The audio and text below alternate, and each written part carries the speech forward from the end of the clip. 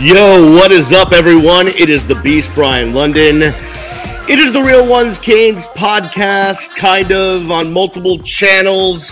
Hey, do us a favor. If you are not, go find whatever podcast platform you use and look up the Real Ones Canes podcast. Brandon O'Doy and I do a great job of giving you all the info you need. And believe it or not, you may think that others have got all the inside dope, but nope.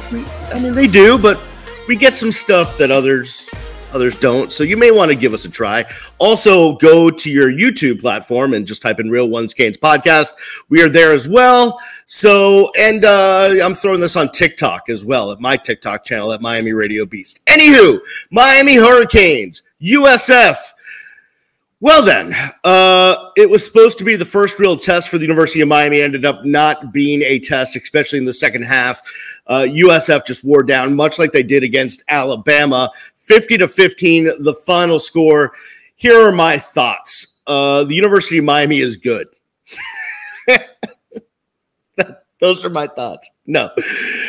Brandon and I were texting throughout the game, and there is certainly something different about this team. And the two things I've been saying all along are focus and talented depth. And you saw that yesterday. The focus came about when Miami Hurricanes actually found themselves trailing twice. And that didn't seem to really mean anything to them. That adversity was nothing. That was a speed bump they flew right over. And the depth was, the trainers. I've never seen a game where the training staff for both teams was out there as much. It was hot. It was humid. USF was running at pace. And Miami needed to rotate guys, and they did very well. And in the end, especially in the trenches, offensive line, defensive line, it was too much for USF to overcome. Listen, their quarterback is talented, but I think he only had like 25 or 27 rushing yards. That was a concern of mine coming into the game because Miami, even last year, had a problem with like Castellanos up at BC and the rushing yards, but that didn't seem to be an issue yesterday. Miami was on top of it. Now, I will tell you, I was a bit concerned in the first half. Some of Lance Guidry's play calling, or at least the way the team lined up or executed the play calling, it's hard to really know until you go back and look at the film. Not that I will, but to know exactly what the issues were. But, not being able to stop a screen pass is just not really in this Miami Hurricanes mature defense DNA. And that was an issue in the first half. But they cleaned it up in the second half. They figured it out. They were able to sniff out the swing passes. So they did a good job. I still have some concerns on the defensive end. Or the defensive side, I should say. I'm not concerned about the defensive ends. About the secondary, because I think there's still some inexperience there.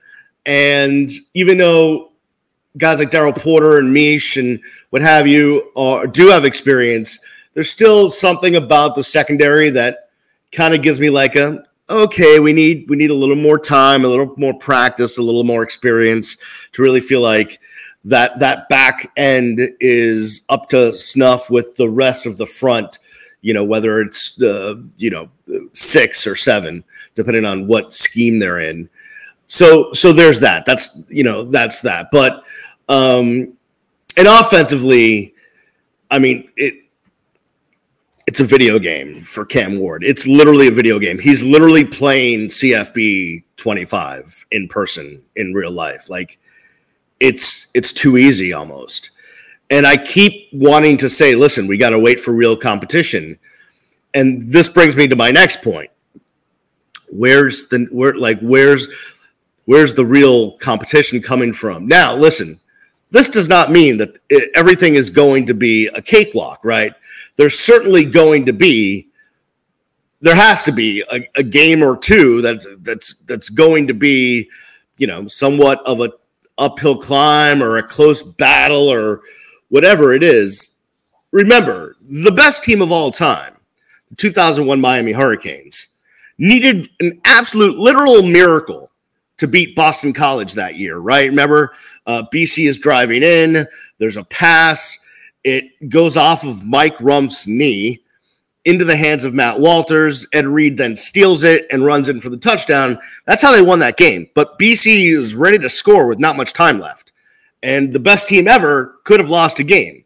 So what does that mean? That means that even the best teams, go up and get up against it every once in a while. So that's going to happen. But if you look at the rest of the schedule, I can clearly tell you this. Unless they lose a game or what have you, they will be favored by Las Vegas in every single game that is left on their schedule. That is without a doubt the case. But you just don't know. Like VT coming in on a weird Friday night game, you don't know. I mean, I don't think VT is that good, but you just don't know. Going out to Cal. Now, Cal made the trip to Florida State and literally could not find offense. And I think it's because they didn't really comprehend how fast FSU's defense was. Also, on an aside, I had both games going on. I had the two multi-screen thing going on, and I would go flip back and forth. And the announcers in the Florida State Cal game, how many times was I going to have to hear that Mendoza was back home in Florida? Technically true, but do they know that they can fly from Cal to Miami quicker than they can drive from Tallahassee to Miami? Technically Tallahassee is in the state of Florida, but let's be honest, it's really like South Alabama, right? Anywho, Miami going out to Cal, the time change, your body needs to adjust. I've been going out to Cal to see my best friend who is a Cal alum.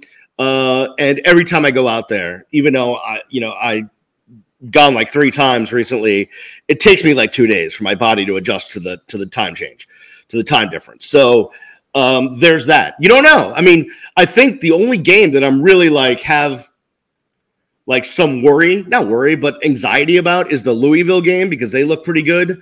They beat what I thought was a good Georgia Tech team. So, and then, going up to Syracuse, that's a weird, bizarre trip of, former Big East, now ACC rivals. So we'll see. But listen, the offense is not something you have to worry about. When they need to run the ball, they'll be able to run the ball. They didn't really need to run it as much yesterday, even though Damian Martinez, what do you have, 10 carries and scored 3 touchdowns? And then then you got Fletcher, and then you have AJ Allen. Oh, and then here comes the freshman Jordan Lyle, and he's going to go run the longest run in Miami history at 91 yards. So listen, the depth on offense is crazy. The amount of weapons is crazy. Tight ends, receivers, running backs, Cam Ward, offensive line. The offense is not the issue. I don't think the defense will be an issue, but again, I worry about that back end. Here's the bottom line. This team is really good, but I'm not ready to proclaim that Miami is back and we're going to the playoff and, all of the stuff. I'm not ready to make those proclamations yet until, probably until we get to 12-0, if that's what's going to happen, because I'm just so programmed to this team is going to drop a game that they should not lose. There's going to be some game against some team like Duke, right? For the Bustelo Cuban Coaches Bowl. They shouldn't lose that game, but who knows? Manny will be all fired up to go against his former team. I don't know. Somewhere along the lines, I'm waiting for the ball to drop, and I hope that it never does, but you never know. All right. That'll do it for me. Listen, good win for the Miami Hurricanes. Good to stay undefeated. Good to remain definitely in the top 10, maybe move up a spot or 2. There's some great teams out there. This playoff is going to be fun. This season's going to be fun. We are a third of the way through the season. Do us a favor. Listen, I'm telling you. If you're seeing this, if you want Canes information you're not getting anywhere else, we bring it to you. Please go subscribe to the Real Ones Canes podcast. Please go subscribe to the Real Ones Canes podcast YouTube channel. Please follow me at Miami Radio Beast on X and follow Brandon at Brandon_O'Doy. For Brandon O'Doy, who is off preaching and doing the Lord's work, I am Brian the Beast London. We'll see you when we see you. Peace!